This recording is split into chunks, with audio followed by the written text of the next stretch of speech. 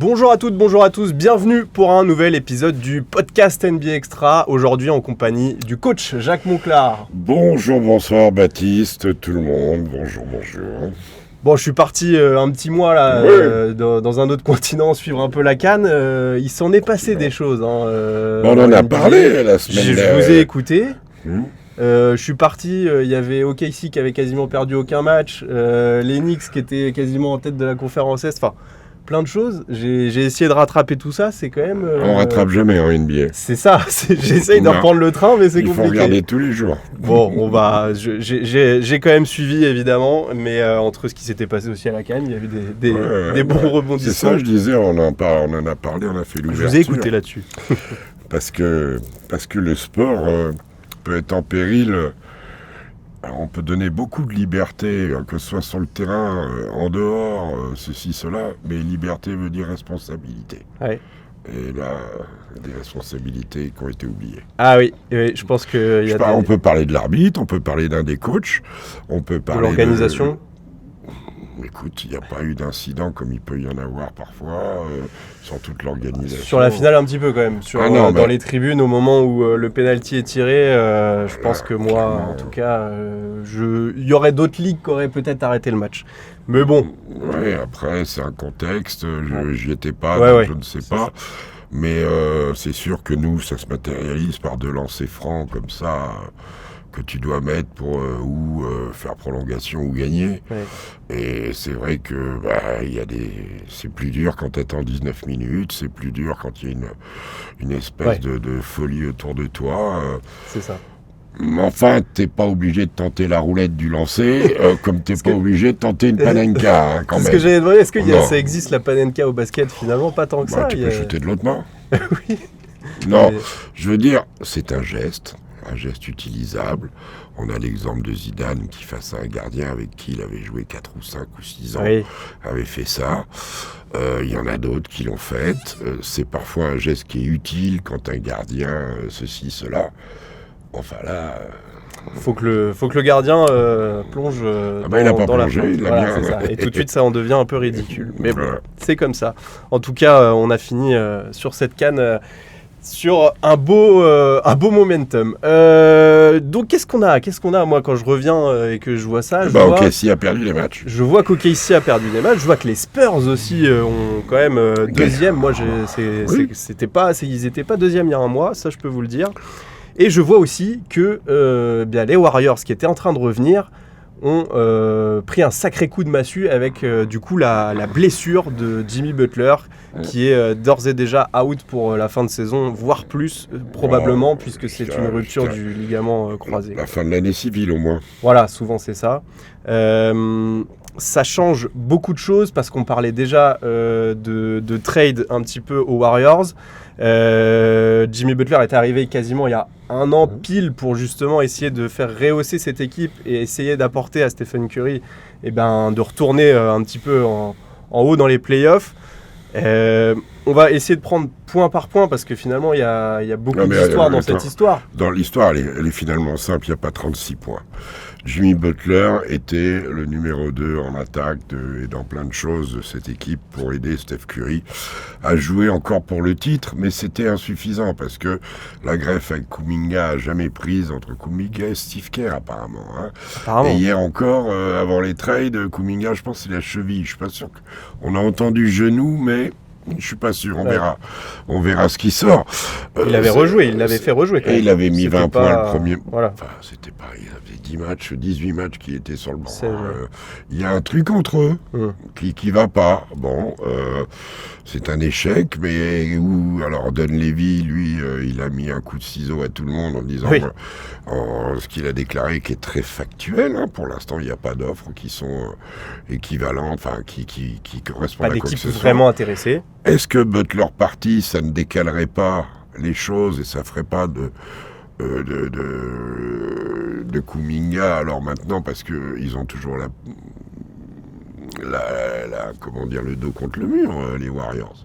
Oui. Ils ont le dos contre le mur. Il faut qu'ils arrivent à trouver une compensation. Moi, ce qui pour Kuminga. Alors, sur la saison, ce qui me navre, c'est que Steph Curry risque de pas faire les playoffs.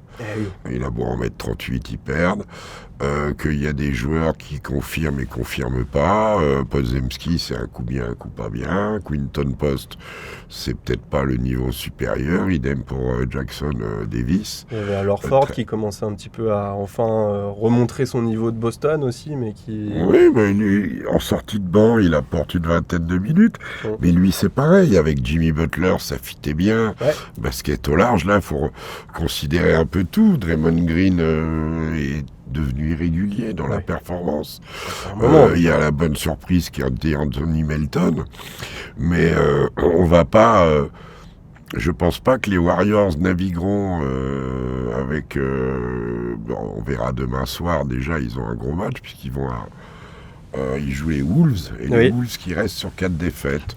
Donc voilà, mais à l'inverse, une équipe comme Denver a réussi à gagner plus de la moitié des matchs sans Valanciunas, sans bien sûr Nikola Jokic au premier chef, et pendant un moment sans Gordon et sans Christian Brown. Donc ça fait beaucoup. Ça fait beaucoup. Mais il y a des équipes qui savent où elles vont, et là, on peut être déçu un peu.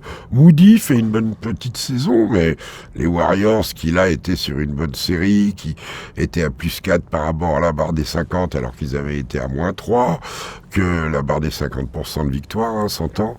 Voilà, c'est tristounet pour Steph Curry. On verra ce que donneront la période des trades, de toute façon. Et justement, c'est la question que j'allais vous poser. Vous êtes Mike Dunleavy. Alors, je pense qu'il n'y a pas de bonne réponse, mais c'est quoi le mieux? Alors, lui a déjà annoncé que Butler ne resterait. Il n'y aurait pas question de trade. Mais qu'est-ce qu'on fait? On essaye de jouer un gros coup quand même en lâchant Kuminga, même si visiblement c'est pas si simple que ça. Ou on essaie de rafistoler quelque chose et puis... ils sont limités financièrement. Voilà, c'est ça. En plus, ils n'ont pas de solution. Non, ils sont presque au second apron aussi parce que Butler a un gros contrat. Non, je vois pas comment ils peuvent faire. Pas grand-chose à faire. Se libérer de Kuminga s'il y a vraiment un problème de fonctionnement. Mais quand on le voit l'année dernière en fin de saison, il avait fait des bonnes choses. En termes de basket, il fait des bonnes perfs. Après, on n'est pas dans le vestiaire, on n'est pas dans le rapport avec le coach. Mais ils ont peu de solutions devant eux. Mais j'ai envie de dire quand même que cette histoire Kuminga, elle n'a jamais marché dans tous les cas aux Warriors. Peut-être un petit peu l'année du titre. Non, mais l'année dernière. L'année dernière, mais... L'année du titre, mais c'est une pièce... C'est à la marge. Hein. Oui, bien sûr. Il y avait Jordan Poole, il y avait tout ça. Ça n'a jamais été le joueur dominant aux côtés de Stephen Curry aux Warriors. Et à l'époque, c'était Bob Myers, on en a déjà parlé, je crois que c'était avec Nico, ou alors c'était à l'émission. C'était Bob Myers qui a pris Jonathan Kuminga juste avant qui? Sur le même poste, à peu près. Trey Murphy. Bah oui, je vous avais entendu en plus. Voilà. C'est pas mal. Ça arrive, hein. C'est pas mal. Ouais. Ça arrive, hein. Ouais, mais bon. En tout cas, c'est dommage pour les Warriors parce qu'ils restaient sur 12 victoires sur les 16 derniers matchs. Il y en a 12 sur les 14 derniers, je crois. Oui, c'était ça, oui. Ouais, 12 sur les 14 derniers. Un gros trade, du coup, non, ça semble... Mais un gros trade, il faut qu'il y ait gros d'un côté. C'est ça. Et gros de l'autre. Ils n'ont rien à offrir, à part Butler, mais donc du coup... non, Butler, tu vas pas l'offrir dans le plâtre. C'est quand même le mec qui est arrivé. Là où le karma est terrible, c'est que c'est contre Miami. Et justement, c'était ça... Alors, je dis pas que Miami souhaitait qu'il se blesse, mais c'est quand même... Ça fait bizarre. Oui, dans l'histoire de Butler, c'est... Et voilà, il sort en souriant, en plus, c'est Butler. C'est Butler. Et celui qui s'est réanimé instantanément, alors ce sera peut-être pas sur la durée, c'est son pote Buddy Hield. Oui, c'est sûr. Certains parlent même que les Warriors devraient presque tanker. Ça, c'est pas une mentalité qu'on ne peut pas faire ça quand t'es les Warriors. À Golden State. Ça sont les gens... En plus, quelle est la différence entre finir... Alors, est-ce qu'ils vont être dans le play-in? Ils peuvent.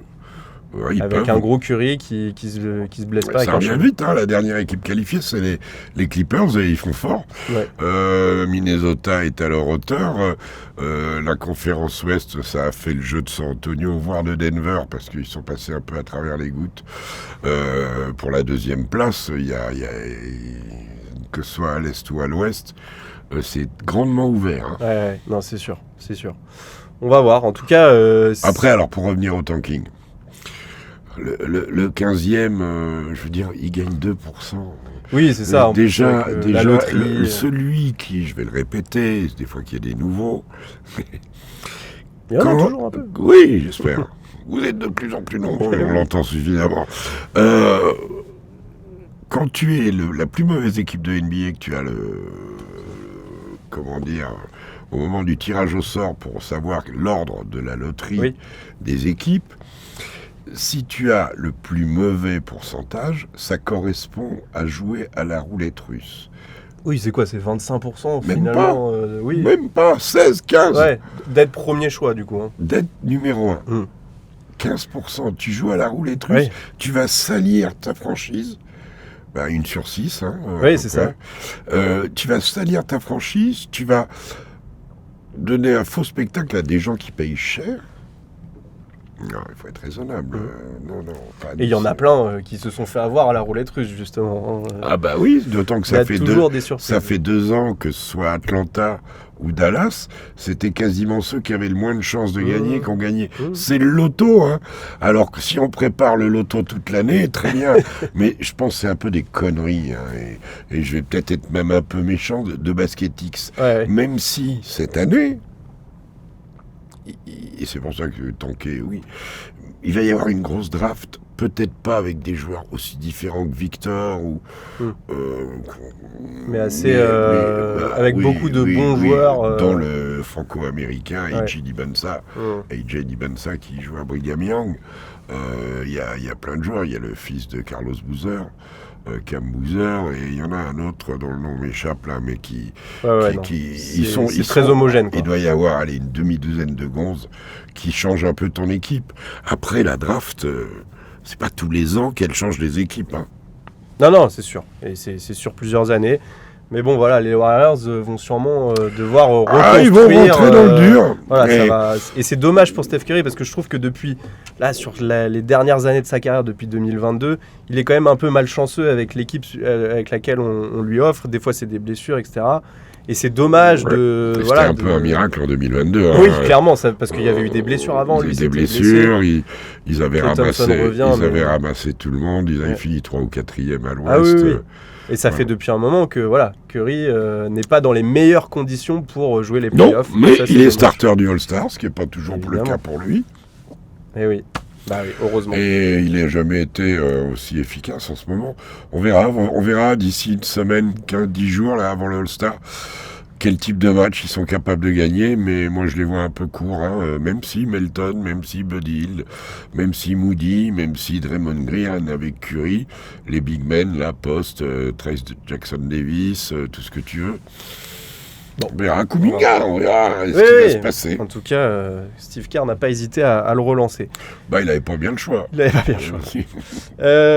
parlais de cette reconstruction, parce qu'il y a une équipe qui a vécu un peu exactement la même blessure avec un joueur important, c'est Boston, avec Jason Tatum lors des playoffs l'année dernière. Et eux ont décidé de reconstruire en virant quand même des gros joueurs du titre de 2024. On pense à Jrue Holiday, on pense à Porzingis. Tout ça pour vous dire que... Et à Orford, voilà, c'était le troisième. Il y en a un autre qui est parti, c'est Luke Cornett. Tout ça pour dire que cette année, on n'attendait pas forcément bien loin les Celtics et qui sont en train de nous surprendre. Alors, je sais que je parle, on me fait beaucoup parler, mais je vous renvoie vous l'aviez dit, sur les previews. Je vous renvoie sur les previews. Et maintenant, je vais vous dire autre chose. Vous les attendiez deuxième là, à l'approche du All-Star Game. Pas deuxième, mais playoff, ouais. Et une différence, cette deuxième, c'est quand même surprenant. C'est une énorme surprise, mais l'énorme surprise, elle n'est pas là. Ils ont quoi comme record? Ils ont 14 défaites. Oui, ça doit être 27 victoires, 16 défaites, j'ai là. Oui, mais ils sont dans leur clou. Oui. Est-ce que c'est le classement d'un deuxième? Évidemment, c'est une conférence Est qui est totalement ouverte, qui permet aussi ça. Il y a Détroit et les autres. Et encore, Détroit peuvent se faire attraper, mais dans le rendement et l'efficacité, les Knicks, j'ai pas envie d'en parler trop en ce moment, parce que ils en sont à faire des réunions que les joueurs. Hein, quand on dit qu'il y a un problème, et ils reviennent et ils arrivent à tenir Brooklyn à 60 points. Ils se sont remis à défendre. On va me dire c'est Brooklyn, mais bon, c'est que le boulot est pas bien fait autour des Knicks en ce moment. J'en suis intimement persuadé. Ça aussi, même quand ils ont gagné la NBA Cup, j'étais super content. Mais non, ils jouent pas bien. Bon, il reste du temps pour... Orlando, c'est une catastrophe. Oui. Banchero est en train de taper dans le plafond de verre. Franz Wagner a voulu revenir en Allemagne. Résultat, hier, ils jouent pas, ils se font attraper. Ils le payent. Ils n'ont toujours pas Jalen Suggs. Atlanta, qui était attendu, est absent. Je parle pas des Bucks. Qui sont on les attendait peut-être les deux bonnes surprises de la conférence S, oldies but goodies, c'est les Celtics et les Sixers. On va rajouter Toronto. On va rajouter Toronto, exactement. Pourquoi, du coup, donc on a parlé de cette conférence Est ouverte, mais il y a aussi quand même au sein même des Celtics vraiment des belles choses. Jalen Brown qui met des points. On parle de Jalen Brown, exactement. On parle aussi d'un 5 majeur qui a vraiment été trouvé, je pense, par Joe Mazzulla maintenant. Est-ce qu'il avait le choix ? Oui, mais enfin, en tout cas, avec des responsabilités. On voit un Sam Hauser qui est complètement épanoui. Ça, c'est son truc, il l'a placé en poste 4. Voilà. Il est grand, Sam Hauser, donc il fait 2m2, 2m3. Si c'est un bon rebondeur naturel, on sait que c'est pas un dribbleur, on sait que c'est pas un énorme défenseur, mais au rebond, il se débrouille bien et il met les paniers. Très bien. Jordan Walsh, et c'est ça, c'est qui sur a le été banc. mis sur le terrain, qui est vaillant. Nemas Keita qui progresse. Est-ce qu'avec ces joueurs-là, en play-off, ils vont pouvoir tenir le choc dans la peinture ? Est-ce que, même s'il a fait 2-3 cartons récemment, et pas que récemment, mais surtout récemment, Anthony Simons est une monnaie d'échange pour récupérer un big. Il y a le fantasme faire revenir Tatum. Alors ça justement on peut l'aborder. Est-ce que on va dire que c'est un bonus si jamais il revient, mais ça peut aussi un petit peu être un grain de sable si jamais non, il arrivera tout de suite à le mec, ça fait 4-5 ans qu'ils jouent ensemble. Oui, mais ça me fait et on peut en parler. Du coup, c'est Jalen Brown qui a quand même assumé ce statut de leader unique. Qui est MVP des finales en 2024. C'est lui, mais on a souvent parlé... MVP des finales de conférence même. C'est lui aussi. Évidemment. Donc pour vous, il n'y a jamais eu débat, ça a toujours été Jalen Brown. Moi, j'ai longtemps cru qu'ils n'y arriveraient pas ensemble. Le leader des Celtics. Oui, moi aussi. Mais on s'en fout d'être le leader, c'est le meilleur sur le terrain. Ouais. Le leader des Celtics, c'était bien Tatum quand ils sont champions, mais celui qui est MVP, c'est pas lui. C'est tout. Le leader de... Ça arrive qu'à des périodes, dans la nature de son jeu, très au contact, Jalen Brown, c'est un joueur entraînant. Jason Tatum avait mis un moment avant de le devenir. Ses meilleures, je dirais, saisons, elles sont depuis le titre. C'était pas au moment du titre. Oui. C'est depuis le titre. Après, ça reste deux joueurs qui ont l'habitude de jouer ensemble, qui sont très forts, et s'ils revenaient, bien sûr que ce serait un bonus. Ouais. Bien sûr que ça changerait les minutes. Ce que ça change, c'est les minutes. Les minutes d'Eric White, les minutes de tout le monde, de Pritchard, de tous les joueurs.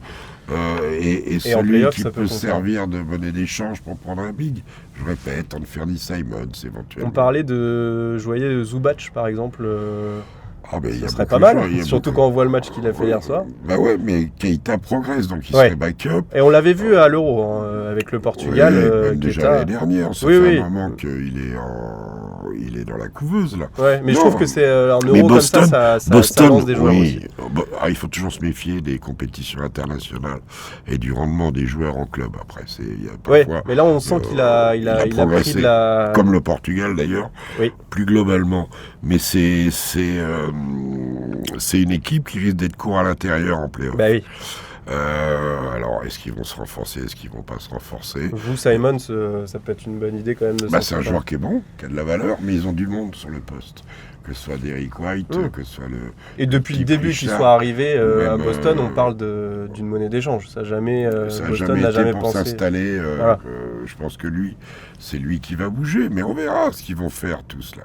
Philadelphie impressionne aussi, parce que quand Joel Embiid commence à enquiller les triples-doubles comme il le fait, à contrôler, je vais rappeler ça.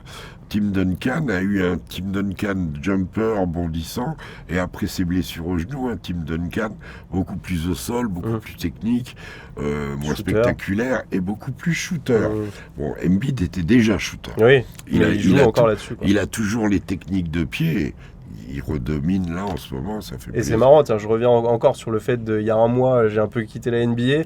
On était en train de dire déjà c'était la pré-retraite, il peut plus avancer et tout. Et voilà, il faut juste un peu de temps aux joueurs pour se réévaluer, enchaîner les matchs. Tous les joueurs ont besoin de temps.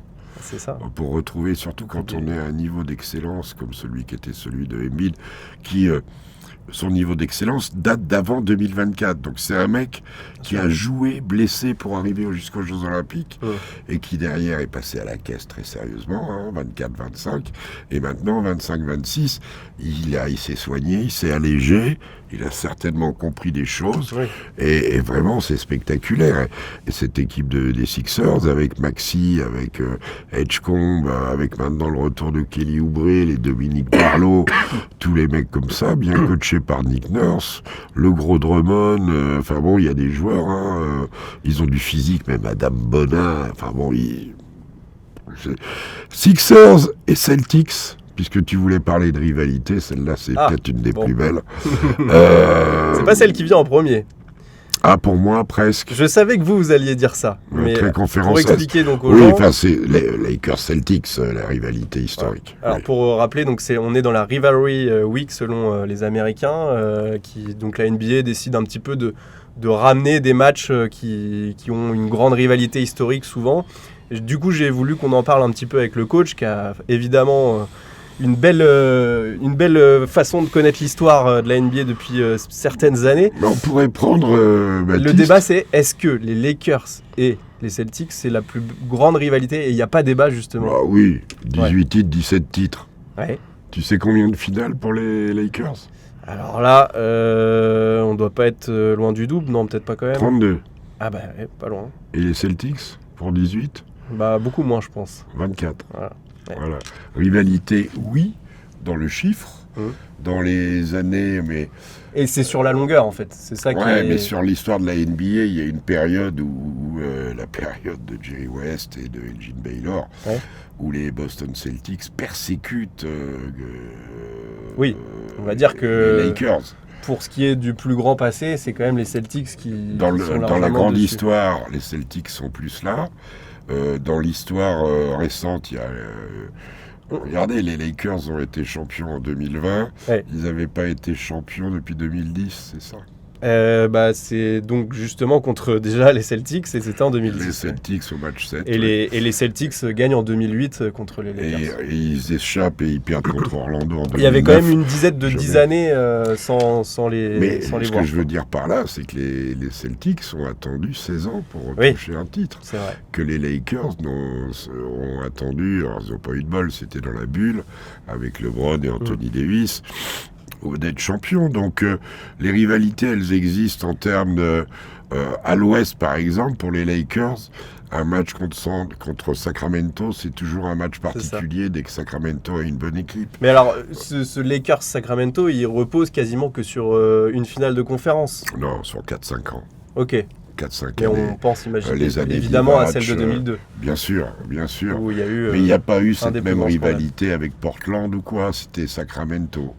Et globalement, j'ai l'impression qu'il y a quand même plus de rivalité à l'Est qu'à l'Ouest. Parce que l'histoire est plus là. Voilà. Donc, si selon vous, le Sixers... En termes de basket, Sixers-Boston, c'est le must. Parce que c'est aussi un des plus anciens, justement. Alors, même si les Sixers n'ont pas eu tant de titres que ça, ils ont à chaque fois tapé sur... Avec un des plus grands duels de joueurs aussi. Bill Russell, Chamberlain. Ouais, plus après que ça, même... oui, alors c'était surtout Andrew Tooney aussi, face à Havlicek, face à toute cette génération-là, Bob Cousy, après Larry Bird, avec Barclay qui débarque aux Sixers. Il y a toujours eu aux Sixers une culture de cette opposition. Et puis dans le mot rivalité, il y a quand même... Les Knicks, leur rivalité... Il y en a plusieurs aussi. C'était un peu les Sixers, d'ailleurs, Ouais. demain. C'est un match Sixers-Knicks que je fais, moi, à 21h. Ouais, bah, elle rentre dans la semaine de rivalité. ont deux autres Némésis, Indiana. Et Ouais. ça fait un moment que ça dure. Bah, c'est Avec- bien revenu l'année dernière. Avec les deux étrangleurs, là, Reggie Miller et Tyrese Haliburton. Et Miami. Dans les années Miami. 2000, Eh oui. ça a été un vrai... fin 90 et 2000, ça a été une vraie opposition. Après, les Knicks ont cette capacité à avoir des ennemis tout le temps. Après, rivalité Boston, Orlando, Miami, ça marche aussi maintenant. Ouais. Et Détroit. Eh oui. Alors, On peut pas oublier les Bad Boys quand même, qui Non. ont des sacrées rivalités. Et encore avec Boston, parce qu'ils avaient été très vilains en marchant sur le Leprechaun, là, le petit lutin. Ouais. Et il y avait encore Larry Bird. C'est un peu des Rodman Larry Bird qui. C'est Rachid. Ouais. Wallace c'est donc 2000 ouais, Ah oui, début des années 2000. 2000. Et puis évidemment, le Détroit Chicago, quand même, qui est lié à Michael Alors, Jordan, mais il y a quand même, c'est Michael Détroit Jordan qui gagne 2 fois avant. Isaiah Thomas aussi, Voilà, c'est ça. qui est de Chicago, qui a gagné avec Détroit. Et Jordan, qui est de la Caroline du Nord, est devenu le king de Chicago, alors que dans sa tête, c'était plus Thomas, le king de Chicago. Donc, il y a des rivalités qui se font aussi. Par exemple, Toronto, qui pourtant est canadien, même ils font des trucs rares. Il arrive que leurs supporters se déplacent en bus pour aller à Détroit, à Cleveland, tout le tour du lac là, de l'Ontario. Michigan. Dans Michigan, Michigan, c'est plus haut, c'est à Chicago. Oui. Là, c'est l'Ontario, je crois. Vérifie, où je dis une ânerie américaine. Mais il y a des rivalités comme ça. Il y a des équipes qui s'aiment pas aussi. Va savoir, les Clippers et Houston, ça date de la quasi-baston qu'il y avait eu. C'est le lac Ontario, exactement. C'est l'histoire des couloirs entre les Clippers, entre les équipes qui ont des trades entre eux, comme entre les Clippers et Houston. Oui. Alors justement, c'était ça que je voulais vous demander. Les Est-ce Clippers, qu'une rivalité, Lakers, c'est plus sportif ou il faut quand même aussi à un moment qu'il y a un petit peu de castagne, d'opposition. d'opposition? Bien sûr qu'il faut de l'opposition. Parce que regarde, c'est bien que le PFC ait réussi à taper le PSG l'autre fois. C'était en coupe. France, regarde, hier, les Clippers qui étaient à la rue, qui tapent les Lakers et font un truc chez eux. Quoi. Ça, on aimerait bien qu'il y ait une battle de LA vraiment un jour. Elle n'a jamais vraiment existé. Si, elle existe. Mais elle existe avec deux équipes moyennes plus. En play-off, elles se sont jamais. Mais en play-off, on parle des équipes supérieures. Ouais. Les Lakers, depuis la finale, ils ont fait quoi? Est-ce qu'ils ont passé un tour de play-off depuis la finale, les Lakers? Oui.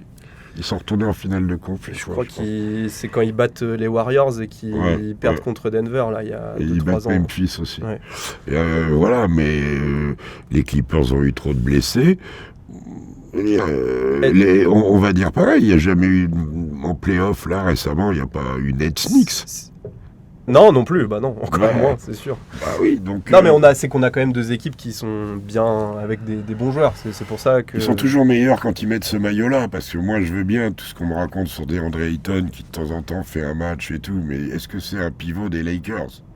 Et dans toute l'histoire qui sort là, qui emplâtre LeBron, Jenny Buss, notre ami Rich Paul et l'agence, LeBron et l'agence Clutch. Ça me fait penser à un club français de football. C'est un emballement qui sort ils sortent des histoires, mais c'est Marseille, quoi. C'est dur pour les mecs. Hein. Quant à LeBron, est-ce que LeBron, cette année ou l'année prochaine, il va bien arrêter un jour? Pas que j'en ai envie, hein, on en profite tout le temps de le voir. Ah oui. Mais est-ce qu'il va rester comme un grand Lakers? Je pense que oui, même si nous on n'a peut-être pas cette image-là. Et tu le mets devant. Est-ce qu'on met une statue de lui devant le Staples Center? C'est un peu la question. Je ne pense pas. Je sais pas. Moi je pense qu'ils vont le faire, mais. Ah bon?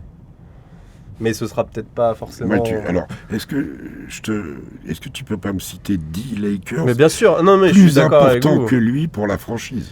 Bien sûr, mais... Sans remonter à Chamberlain, sans remonter à Jerry West, même pas.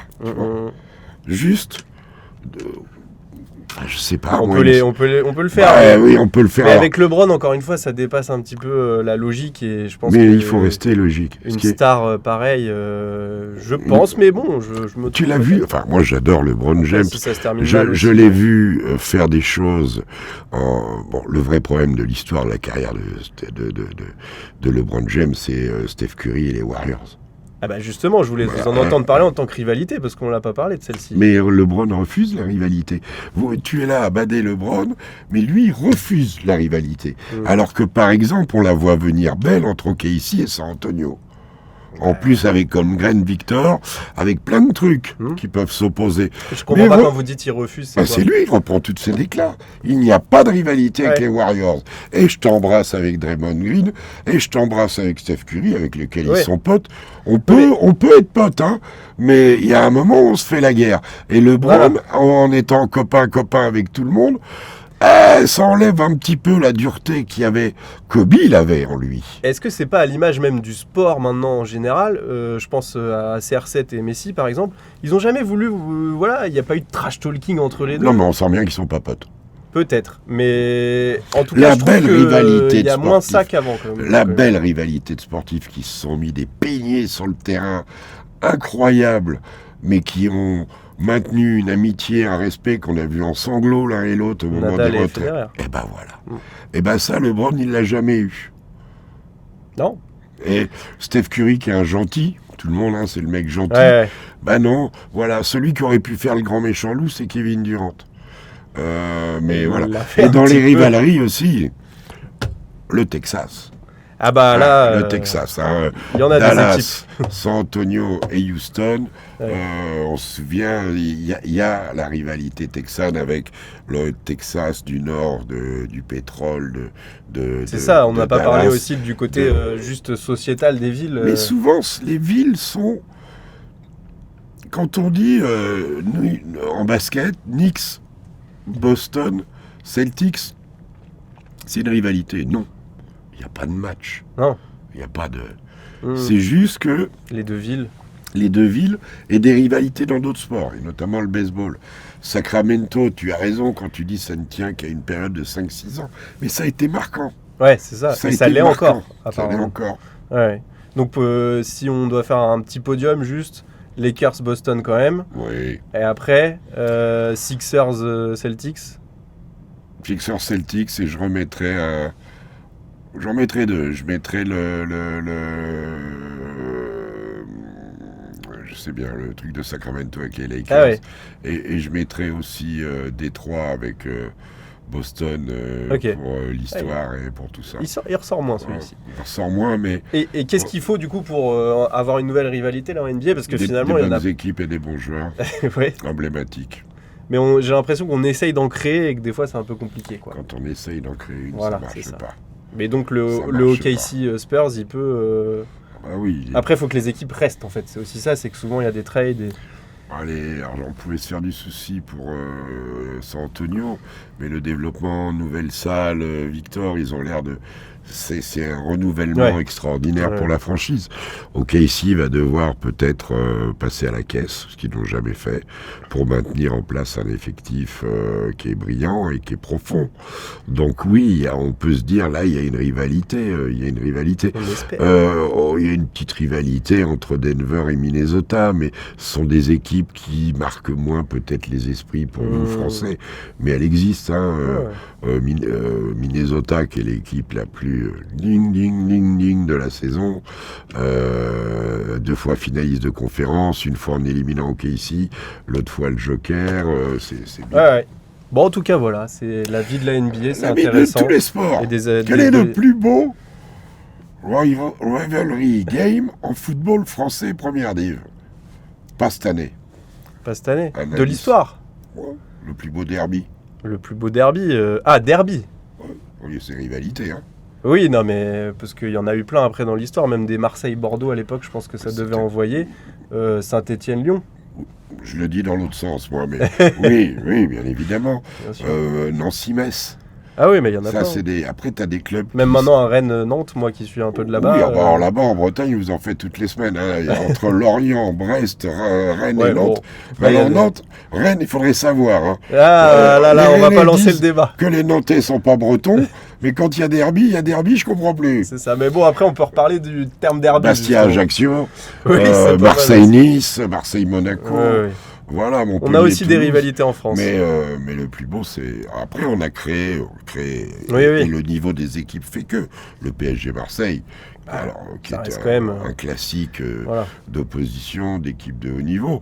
Mais là, c'est demain soir qu'il y a c'est pas un derby, mais le OM Lens, ça va être bien sympa. Ouais. Et regarde en Angleterre, les plus grandes rivalités... Alors, à Manchester, c'est bien évidemment City United, mais maintenant, tu vois, à Liverpool, c'est pas dit que ce soit Everton. Si, je crois. Hein. Encore maintenant. Ah, je crois que le Liverpool-Everton, il est attendu. Hein. Bon, il y a le Tottenham. Même le Arsenal-Tottenham, qui n'est pas forcément les deux plus grandes villes, les plus grands clubs de Londres. Ils s'aiment pas. Ouais. Mais voilà, mais le sport vit de ça. Évidemment. De ça. Et c'est bien que la NBA le fasse. Oui, et c'est pour ça que c'était une connerie.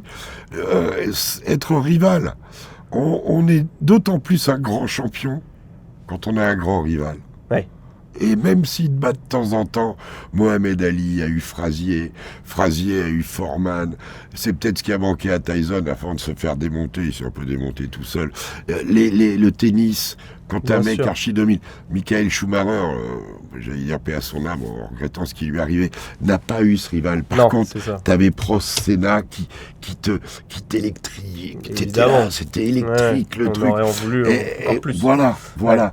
Et il faut accepter c'est ça, la les rivalité. histoires du sport. Ouais, c'est ça. Et je trouve qu'on est en train un tout petit peu de le perdre parce que tout est aussi en train de se lisser, de s'aseptiser. Et puis il faut pas dire du mal. Et puis il faut pas. C'est pour ça que des fois, pas toujours, hein, mais il faut pas avoir un comportement déplorable que faire un crochet avec la main comme a fait Draymond Green. Mais quand Draymond Green joue un basket dans plein de et même quand il ramène son wawa, moi ça me gêne pas. Un Dylan Brooks, on aime bien l'avoir aussi en NBA. Tant qu'il n'est pas dangereux. Qui tire pas sur une épaule qui redescend, il faut se contrôler. Voilà.